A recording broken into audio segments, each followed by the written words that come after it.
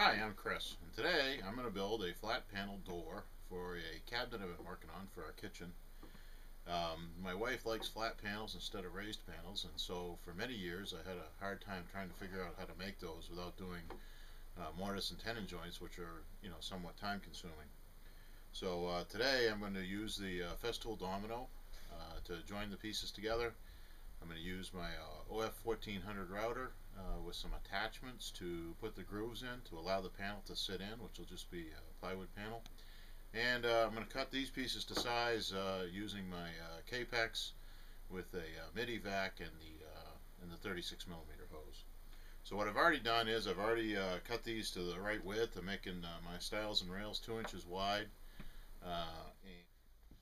Alright, so here I am about ready to cut on my Capex. I love the Capex. I like the dust collection ability and the lasers to align the cuts speeds up my production.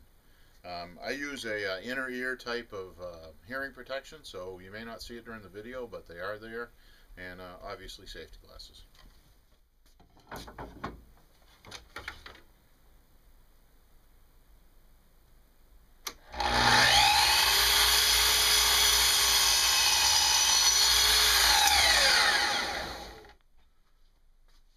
So here you can see, as I spoke about earlier, we've got the 2 cleats here, which I'll use, and I'll just attach this to this, and when I do the router, that'll hold it nice and steady so I don't have to worry about it.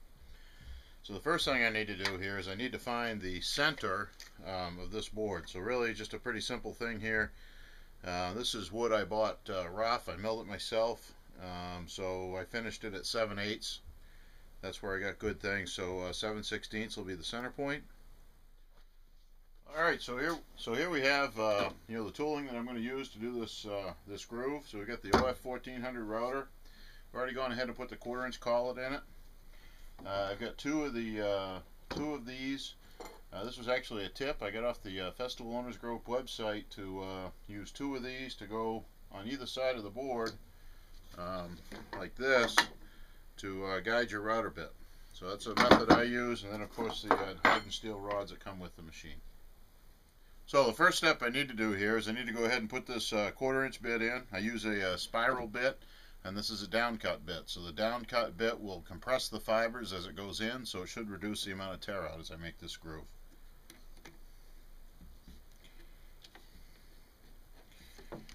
And one of the things I love about the Festool is this ratcheting system, so that you don't have to keep going back and forth. You just and you got the nice ratchet there, so you're not using 2 wrenches all the time. So snug but not too tight, right? The next thing is I'll stand this up. I'll slide my guide rods through, and we'll just roughly center them up. Nothing magical about that, and go ahead and tighten those down. Then I'll put these on.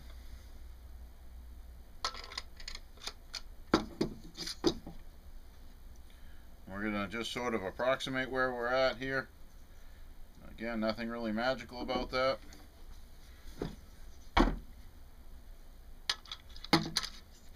And also, in case you haven't noticed, the router is unplugged. Again, one of the nice things I like about the Festool is I use the plug-it cord for everything. So really every time I'm done with a routing operation, I unplug this cord and I unplug the vacuum.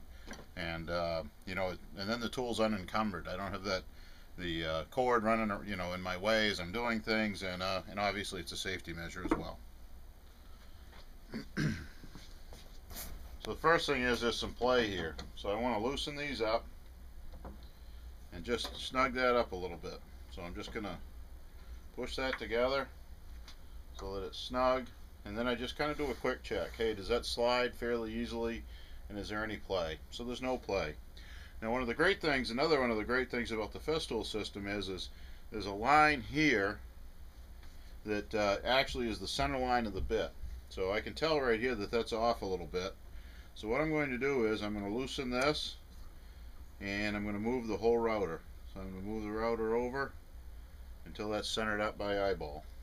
Alright, so I'm going to validate that as part of my setup in a sec.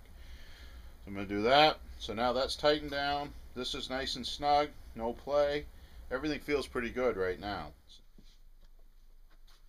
Certainly anybody who would want to watch this video is familiar with what we're doing. So these are my stiles, these are my rails, these are going inside. So the groove, of course, will go all the way across this board from end to end, but on this board we're going to have to stop. So what I always like to do is I like to put a mark in here. So I know that my rails are 2 inches wide. So that line is going to be here at 2 inches. And I need to come in an extra 3/8 because that's the depth, and that'll be how big. So I want to come in 3/8, but because the bit is rounded, I always let myself go just a touch beyond that.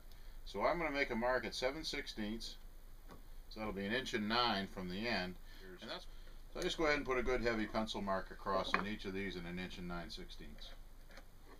Alright, so here we are. Got the router all set up. We've got our depth of cut. We've centered it up on the board. We know what our front faces are. Safety glasses are going on. I got my earplugs in. So now we're going to go ahead and make these cuts. Just so, you know, by way of understanding, I do this cut in 2 steps. This is rock maple, hard maple. So it's a tough wood. The router would do it in 1 pass, but I just like to do it in 2. Makes for a little cleaner cut. And the other thing is I leave a little space on either end of the board so that the sawdust doesn't shoot out. So this has got excellent dust collection, but you know, with the speed of that bit, if you had the groove all the way to the end, it would just shoot it right out the end a lot of times. So I leave a little bit at either end. It cleans up nicely, and then we get it done. So let me go ahead and do this cut.